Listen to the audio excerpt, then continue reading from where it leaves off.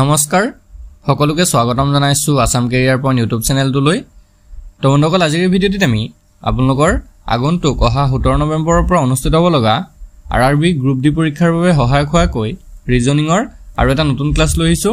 তো ইয়াতে আমি কিছুমান মোষ্ট ইম্পৰ্টেন্ট ৰিজনিংৰ কোৱেশ্চন চাম আৰু লগতে কিছুমান শৰ্ট ট্ৰিক্সৰ সহায়ত আপোনালোকক কোৱেশ্চনখিনি কৰাই দিবলৈ চেষ্টা কৰিম যাতে এক্সামত গৈ খুব কম সময়ৰ ভিতৰতে এনে ধৰণৰ কোৱেশ্চনবিলাক সলভ কৰি ধৰিব পাৰে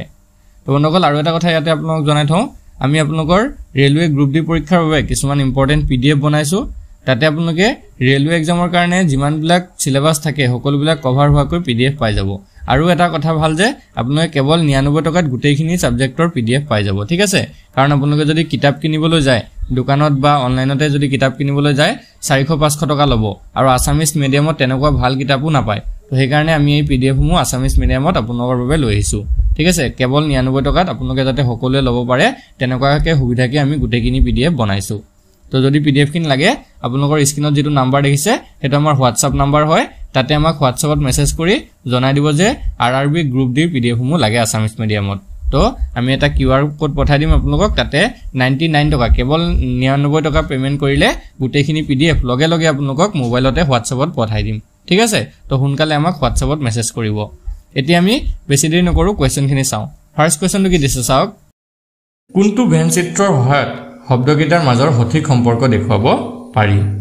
এটা ভেন ডায়াগ্ৰামৰ এনেকুৱা ধৰণৰ কোৱেশ্চন কিন্তু আপোনালোকৰ পৰীক্ষাত আহে সো ৰিজনিংৰ এটা এটা খুবেই গুৰুত্বপূৰ্ণ টপিক হয় সেইকাৰণে ভালকে চাব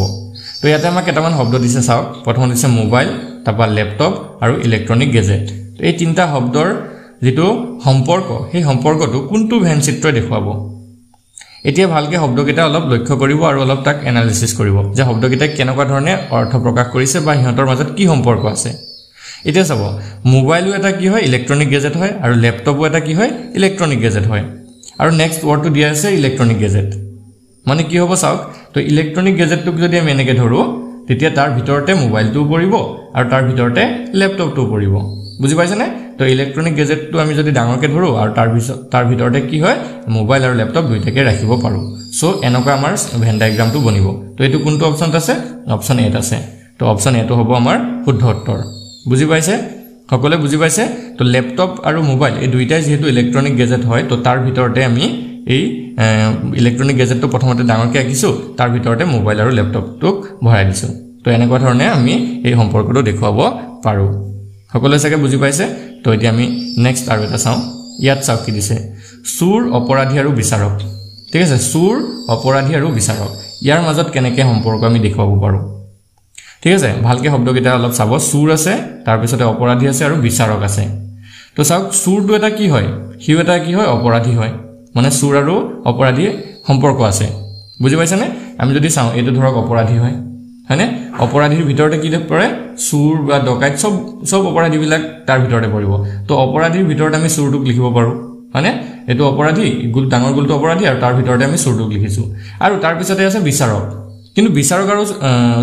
তেহেঁতৰ লগত সম্পৰ্ক নাই ঠিক আছে চুৰ অপৰাধীৰ লগত বিচাৰকৰ সম্পৰ্ক নাই সো আমি তাক বাহিৰত লিখি দিলো ঠিক আছে বিচাৰকজন এজন হয় ডাঙৰটো হৈছে অপৰাধী আৰু মাজৰটো হৈছে চুৰ তো এই ভেন ডায়াগ্ৰামটো বনিব সো এটো আমাৰ অপচন এ আছে অপচন এ হৈ যাবগে কাৰেক্ট আনসাৰ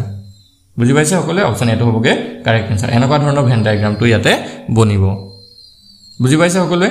সম্পৰ্কটো বুজি পাইছে নেক্সটটো চাওক ৰেল বাছ আৰু উৰাজাহাজ ৰেল বাছ আৰু উৰাজাহাজৰ মাজত কেনেকুৱা ধৰণৰ সম্পৰ্ক আমি দেখুৱাব পাৰো এটা চাওক ৰেলটো কি হয় এটা ট্ৰান্সপৰ্টেশন সিস্টেম হয় বাছটো এটা হয় আৰু উৰাজাহাজটো এটা হয় মানে তিনিওটাই কি হয় যাতায়াত ব্যৱস্থাই হয় এতিয়া কিন্তু তিনিওটাৰ মাজত কোনো সম্পৰ্ক আমি উলিয়াব নোৱাৰো ৰেলখনো এটা বেলেগ হয় ঠিক আছে ৰেলটো এটা বেলেগ যাতায়াত ব্যৱস্থা হয় বাছখনো এটা বেলেগ যাতায়াত ব্যৱস্থা হয় আৰু উৰাজাহাজটো এটা বেলেগ যাতায়াত ব্যৱস্থা হয় সো তিনিওটাই যেহেতু বেলেগ বেলেগ হয় তো হিহঁতৰ মাজত আমি যেটো ভেন ডায়াগ্ৰাম দেখুৱাব পাৰো এটো এই অপচন এটো হ'ব ঠিক আছে মনত ৰাখি থব অপচন এটো হ'ব আমাৰ ইয়াত শুদ্ধ উত্তৰ বুজি পাইছে বেলেগ নহলে আমি ইয়াত কোনো ভেন চিত্ৰৰ এইকেইটাৰ ভিতৰত দেখুৱাব নোৱাৰো হল বুজি পালে নেক্সট চাওক নেক্সট দিছে অসম ভাৰত আৰু এছিয়া এটা চাব অসম ভাৰত আৰু এছিয়াৰ মাজত কেনেকৈ আমি সম্পৰ্ক দেখুৱাম তো আমি জানো যে অসমখন কি হয় ভাৰতৰে এখন ৰাজ্য হয় ঠিক আছে অসমখন কি হয় এখন ভাৰতৰ ৰাজ্য হয় তো এখন যদি আমি ভাৰত আকো তো তাৰ ভিতৰতে অসমখনক আকিব পাৰিম বুজি পাইছে এতিয়া এইটো হৈছে ভাৰত আৰু এইটো হৈছে অসম হৰটো হৈছে অসম ঠিক আছে ভাৰতৰ ভিতৰতে অসমখন আছে মানে এতিয়া চাওক ভাৰতখন আকৌ কি হয় এছিয়া মহাদেশৰ এখন দেশ হয় মানে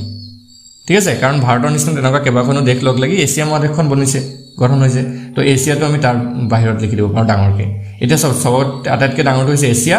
মাজৰটো হৈছে ভাৰত আৰু সেই অকমানিটো হৈছে অসম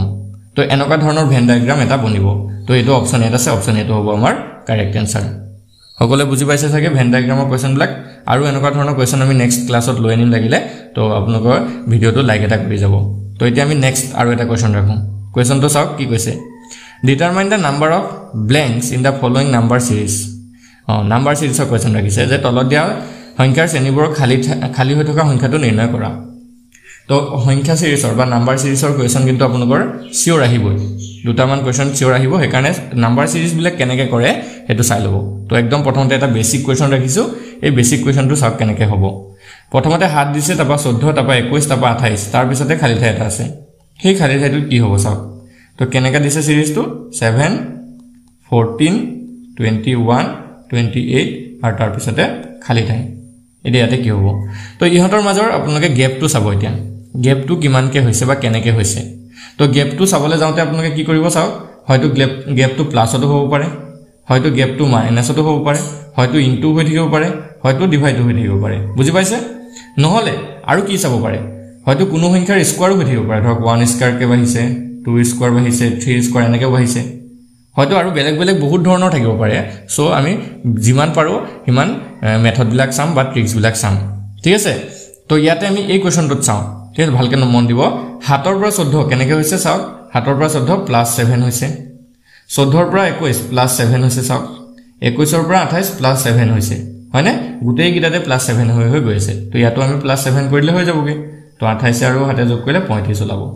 ঠিক আছে বুজি পাইছে 35 ওলাব বা আমি ইয়াক কেনেকৈ কৰিব পাৰো 7 ৰ গুণিতক হিচাপে বাঢ়ি গৈছে 7 * 7 7 2 * 14 7 3 * 21 7 4 * 28 তাৰপিছত 7 5 * 35 তো 35 আমাৰ অপচন বি আছে অপচন বি টো হৈ গ'ল শুদ্ধ উত্তৰ বুজি পাইছে সকলোৱে অপচন বি টো হৈ গ'ল শুদ্ধ উত্তৰ তো এনেকুৱা ধৰণে কি হ'ব পাৰে যে আমাৰ নাম্বাৰ সিৰিজ এটা চলিব পাৰে তো এইটো একেবাৰে বেসিক কোৱেশ্চন আছিল এতিয়া নেক্সটটো চাওক আৰু অলপ বেলেগ ধৰণৰ তো এইটো সেম খালী ঠাইত কি হ'ব উলিয়াব দিছে এই সিৰিজটো চাওক 1 2 4 8 16 তাৰ পিছত 32 আৰু তাৰ পিছত কোৱেশ্চন মাৰ্ক তো এইটো কেনেকৈ হ'ব এবাৰ লক্ষ্য কৰক 1 আছে তাৰপৰা 2 আছে তাৰপৰা 4 আছে 8 16 32 32 তাৰ পিছতে কোৱেশ্চন মাৰ্ক বা খালী ঠাই সো এতিয়া যদি আমি গেপটো চাওঁ 1 ৰ পৰা 1 প্লাছ 1 2 ৰ পৰা 4 প্লাছ 2 তাৰ পিছতে 4 ৰ পৰা 8 প্লাছ কি হৈছে 4 8 ৰ পৰা 16 কি হৈছে প্লাছ 8 তাৰ পিছতে কি হৈছে 16 ৰ পৰা 32 প্লাছ 16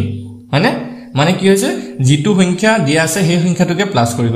দিয়া আছে মানে এনেকুৱা হ'ব পাৰে বস্তুটো বুজি লওক যে 1 ৰ লগত যদি আমি 2 ইনটু কৰো তেতিয়া 2 হয় চাব দে 1 2 2 মানে আকৌ 2 ৰ লগত যদি 2 পূৰণ কৰো তেতিয়া 4 হয় 2 2 4 আকৌ 4 ৰ লগত যদি 2 পূৰণ কৰো তেতিয়া 8 হয় আকৌ 8 ৰ লগত যদি 2 পূৰণ কৰো 16 হয় 16 ৰ লগত যেতিয়া 2 পূৰণ কৰিলে 32 হয় এতিয়া সেম 32 ৰ লগত 2 পূৰণ কৰি দিয়ক 32 ৰ লগত 2 পূৰণ কৰিলে কি হ'বগে 32 ৰ লগত 2 পূৰণ কৰিলে হ'ব 2 2 4 64 তো আমাৰ আনসাৰটো ওলাব কি 64 অপচন বি টো হ'ব শুদ্ধ উত্তৰ বুজি পাইছে এনেকুৱা ধৰণে প্লাছৰটো চাব পাৰে বা পূৰণটো চাব পাৰে একেটাই বস্তু হয় যেটো এটো প্লাছ হৈ গৈ আছে তো মানে দুগুণ পূৰণ হৈ গৈ আছে বুজি পাইছে সকলো চাগে ক্লিয়াৰ হৈছে নেক্সট টাইম কোৱেশ্চনটো আগবঢ়াব পাৰিম নেক্সটত কি দিছে চাওক কি কৈছে এই সিৰিজটো চাওক 3 9 11 33 35 এতিয়া ইয়াতে নেক্সটটো কি হ'ব তো সিৰিজটো যদি আমি চাওঁ 3 আছে 9 আছে 11 আছে 33 আছে 35 আছে তাৰ পিছতে খালি ঠাই এতিয়া ইয়াৰ গেপটো চাব এটো যদি আমি চাবলৈ যাওঁ প্লাস 6 9 ৰ পৰা যদি 11 হয় প্লাস 2 11 ৰ পৰা 33 হৈছে ন 3 ৰ পৰা গলে 2 এফাল 3 ৰ পৰা গলে 22 হৈছে প্লাস 33 প্লাস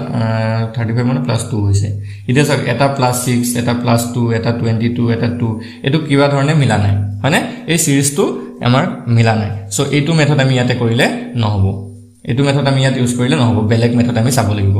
তো আমি চাও কেনেকৈ হ'ব পাৰে 3 ৰ লগত যদি আমি 3 পূৰণ কৰো 3 3 গুণ 9 হয় আকৌ 9 ৰ লগত যদি 2 যোগ কৰি দিও 11 হয় সেম 11 ৰ লগত যদি 3 পূৰণ কৰি দিও 33 হয় 3 11 33 আৰু 33 লগত যদি 2 যোগ কৰি দিও তেতিয়া 35 ওলায় মানে কি হৈছে সিৰিজটো চাওক প্ৰথমতে পূৰণ 3 তাৰপা যোগ 2 আকৌ পূৰণ 3 আকৌ যোগ 2 এতিয়া আকৌ পূৰণ 3 হ'ব মানে 35 লগত কি হ'ব পূৰণ 3 হ'ব তো 35 পূৰণ 3 কৰি চাওকচোন উত্তৰটো ওলাই নেকি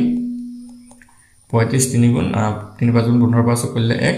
3 9 9 10 105 তো কি হ'ব লাগে 105 অপচনত আছে নেকি চাওক 105 অপচন সিট আছে অপচন সিট হ'ব এটা কাৰেক্ট আনসাৰ এটা বুজি পাইছে সিৰিজটো কেনেকৈ চলিলে প্ৰথমতে পূৰণ 3 মানে 3 মাল্টিপ্লাই কৰিলে তাৰপা 2 প্লাস কৰিলে আকৌ 3 মাল্টিপ্লাই কৰিলে আকৌ 2 প্লাস কৰিলে আকৌ 3 মাল্টিপ্লাই হ'ব নেক্সট যদি আৰু এটা উলিয়াব দিলেন আকৌ 2 প্লাস হ'লতেন মানে 105 ৰ লগত 2 প্লাস হ'লতেন তেতিয়া হেতু 107 হ'লতেন তো কেতিয়াবা আপোনালোকৰ দুটাকেও খালি ঠাই দি দিব পাৰে ঠিক আছে দুটাও দিব পাৰে সো সেইকাৰণে ভালকে চাই ললে হ'ল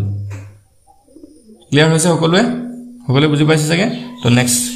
কোৱেশ্চনটো চাও 8 17 35 71 ইয়াৰ পিছত কি হ'ব 8 17 35 আৰু 71 ৰ পিছতটো কি হ'ব তো এটো আমি যদি চাও 8 17 35 আৰু 71 এটা কি হ'ব ইয়াৰ পিছত তো এটো যদি আমি সিৰিজটো চাও 8 ৰ পৰা 17 ঠিক আছে 8 ৰ পৰা 17 কেনেকৈ হয় অলপ ভালকে লক্ষ্য কৰিব 8 ৰ পৰা 17 কেনেকৈ হৈছে এটো +9 হৈছে ভালকে চাব 17 ৰ পৰা 35 কেনেকৈ হয় +18 হৈছে আৰু 35 ৰ পৰা 71 যদি আমি চাবলৈ যাও +36 হৈছে বুজি পাইছে মানে এটা এটো চাব 9 18 আৰু 36 ইহঁতৰ মাজত কিবা সম্পৰ্ক দেখিছেনে আমি যদি ভালদৰে চাও ইহঁতৰ মাজত এটা সম্পৰ্ক আছে কাৰণ চাও 9 দুগুণ কি হয় 18 হয় 18 দুগুণ কি হয় 36 হয় মানে এই নেক্সট আৰু এটা স্টেপ আমি যদি চাবলৈ যাও 9 ৰ পৰা 18 কেনেকৈ হৈছে 9 দুগুণ 18 আকৌ 18 দুগুণ 36 তো এতিয়া 36 দুগুণ যদি কৰিবলৈ যাও 72 হ'ব মানে নহয় 36 দুগুণ যদি কৰিবলৈ যাও 72 এতিয়া কি প্লাস হ'বগে আমাৰ 72 প্লাস হ'ব কাৰ লগত হ'ব এইটো লগত 71 ৰ লগত 72 প্লাস হ'ব তো এতিয়া 2 1 3 হাতে হাতে 14 143 হ'ব আমাৰ আনসাৰ 143 অপচন এট আছে অপচন এটো হৈ যাব শুদ্ধ উত্তৰ বুজি পালে তো আমি নেক্সট স্টেপ আৰু এটা স্টেপত চাব লাগে বস্তুটো যদিহে প্ৰথম স্টেপটোত একো আমি সিৰিজ দেখা নাপাও ঠিক আছে আমি যদি একো কমন কোড দেখা নাপাও বা এনেকুৱা ধৰণে কমন বস্তু দেখা নাই তেতিয়া আমি নেক্সট আৰু এটা স্টেপত গুছি যাও বুজি পালে সকলো ক্লিয়াৰ হৈছে চাগে নেক্সট কোৱেশ্চনটো চাওক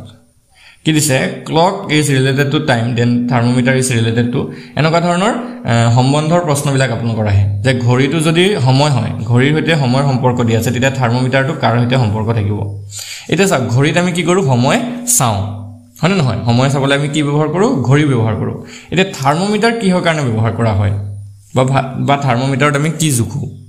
সো এটো সকলোৱে চাগে জানে থাৰ্মোমিটাৰত কি জুখো এটো হ'ব অপচন সি টেম্পাৰেচাৰ হয় নহয় থাৰ্মোমিটাৰত আমি কি জুখো টেম্পাৰেচাৰ জুখো সো আমাৰ অপচন সি টো হৈ যাব শুদ্ধ উত্তৰ তো এই ৰিলেচন বিলাক চাবৰ কাৰণে আপোনালোকৰ এই ওয়াৰ্ড গিটাৰ মাজৰ যেটো সম্পৰ্ক জানিব লাগিব আৰু অলপ জ্ঞান আপোনালোকৰ অলপ জেনাৰেল নলেজ আপোনালোকৰ থাকিব লাগিব এতিয়া ধৰক থাৰ্মোমিটাৰে কি জুখা হয় হেতু ধৰক নাজানে হয় নহয় থাৰ্মোমিটাৰে কি জুখা হয় নাজানে যদি তেতিয়া হলে আনসাৰটো দিব নোৱাৰিব হয় নহয় সো সেই কাৰণে বেছিক কিছুমান বস্তু আপোনালোকে ইয়াতে জানিব লাগিব তো নেক্সট কোৱেশ্চনটো চাওক এটা নেক্সট চাওক কিছে war is related to death then smoke is যদি যুদ্ধৰ আৰু মৃত্যুটো ৰিলেটেড হয় তেতিয়া ধোৱাৰ ফলত কি হ'ব এটা চাওক যুদ্ধ হলে কি হয় যুদ্ধ হলে তাত মৃত্যু হয় হয় নহয় যুদ্ধৰ ফলত কি হয় তাত মৃত্যু হ'বই এতিয়া ধোৱাৰ ফলত কি হয় তো ধোৱাৰ ফলত কি হ'ব পলিউশন হ'ব জুই হ'ব না সিগাৰেট হ'ব না পুৰা হ'ব তো আমি যদি চাও জুই সিগাৰেট আৰু পুৰা এগিটাৰ কোনো সম্পৰ্ক নাই ধোৱা যেতে হয় তাতে প্ৰদূষণ হয় সো অপচন এটো হ'ব আমাৰ শুদ্ধ উত্তৰ পলিউশন ঠিক আছে smoke is related to pollution হল বুজি পাইছে নেক্সট এটো চাওক ভাৰত যদি নতুন দিল্লী হয় তেতিয়া জাপান কি হ'ব এটা ভাৰত আৰু নতুন দিল্লীৰ মাজত সম্পৰ্কটো কেনেকৈ উলিয়াইছে চাওক আমি জানো সকলে ভাৰতৰ ৰাজধানী হৈছে নতুন দিল্লী হয় নহয় ভাৰতৰ ৰাজধানী হৈছে নতুন দিল্লী ঠিক তেনেকৈ আমি জাপানৰ ৰাজধানীটো জানিব লাগিব তো জাপানৰ ৰাজধানী কোনে কোনে জানে যদি কোনোবাই জানে কমেন্টত জনাব পাৰে আনসাৰটো কোনটো হ'ব এ হ'ব বি হ'ব সি হ'ব নে ডি হ'ব তো কোনে কোনে জানে কমেন্ট কৰিছে চাগে সকলে তো যি সকলে টকিঅ অপচন বি কমেন্ট কৰিছিলে তেওঁলোকৰ শুদ্ধ হৈছে জাপানৰ ৰাজধানী হৈছে টকিঅ তো ভাৰতটো যেনেকৈ নতুন দিল্লীৰ সৈতে সম্পৰ্কিত আছে জাপানটো তেনেকৈ টকিঅৰ সৈতে সম্পৰ্কিত হ'ব বুজি পাইছে সকলে বুজি পাইছে ক্লিয়াৰ হৈছে তো আজিৰ এই ভিডিঅ'ত আমি এইকেইটা কোৱেশ্চনে আলোচনা কৰিলো ইয়াৰ নেক্সট পাৰ্টত আমি ৰিজনিংৰ আৰু কোৱেশ্চন লৈ আহিম তো আপোনালোকে চেনেলটো সাবস্ক্ৰাইব কৰি ল'ব এনেকুৱা ধৰণৰ ভিডিঅ'বিলাক পাই থাকিবলৈ আৰু যদিহে আপোনালোকৰ নোটছখিনি লাগে ঠিক আছে তেতিয়াহ'লে এই নম্বৰটোত আমাক এতিয়া হোৱাটছআপত মেছেজ কৰক 8133840965 এই নম্বৰটোত আমাক হোৱাটছআপত মেছেজ কৰি কেৱল 99ত সম্পূৰ্ণ পিডিএফ খিনি নোটছখিনি লৈ ল'ব আৰু আজি ভিডিঅ'টো চোৱাৰ কাৰণে ধন্যবাদ।